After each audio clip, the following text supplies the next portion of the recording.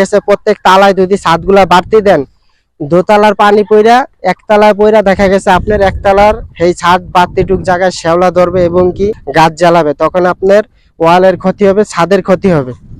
গ্রামে বেশিরভাগই 90% একতলা বাড়িগুলা করা হয়। এর ক্ষেত্রে কি হয়, আমরা একতলায় ছাদ বাড়তি দেই। একতলা বাড়ির জন্য একতলায় ছাদ বাড়তি দেওয়া এটা হচ্ছে উপযুক্ত বুদ্ধি।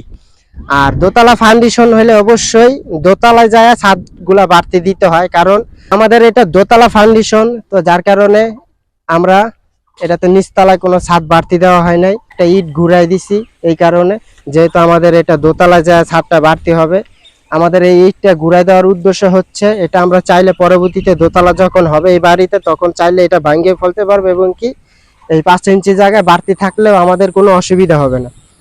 আমরা যারা দোতলা ফাউন্ডেশন কইরা একতলা ছাদে 1 ফিট 1.5 ফিট বাড়তি দিয়ে দেই, এইসব বাড়িগুলোতে দেখা গেছে আপনি পরবর্তীতে যখন দোতলা করবেন তখন দেখা গেছে দোতলার পানি পইরা নিচতলায় তখন শ্যাওলা জমাবে, ঠিক আছে, গাছ জমবে, তখন দেখা গেছে ওয়ালের ক্ষতি হবে এবং কি ছাদের ক্ষতি হবে। তো এইসব বিষয় অবশ্যই আপনারা খেয়াল করবেন।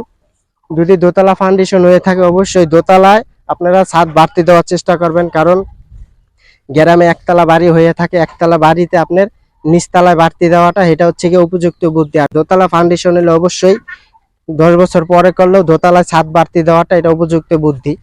তো আপনারা চাইলে এরকমটা অবশ্যই করবেন, কারণ ইঞ্জিনিয়ারের নিয়ম অনুযায়ী আপনাদের বিল্ডিং যদি সুরক্ষিত রাখতে হয় অবশ্যই ছাদগুলা বাড়তি যখন দিবেন ভেবে চিন্তা দিবেন।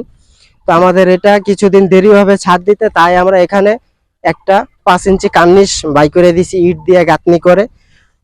তো এই বিষয়গুলো অবশ্যই গুরুত্বপূর্ণ বিষয়, এগুলা যখন আপনারা বাড়ির কাজ করাবেন অবশ্যই মাথায় রাখবেন, কারণ এগুলো নিয়ে ঠিক আছে অনেক কিন্তু দ্বন্দ্ব হয়ে থাকে।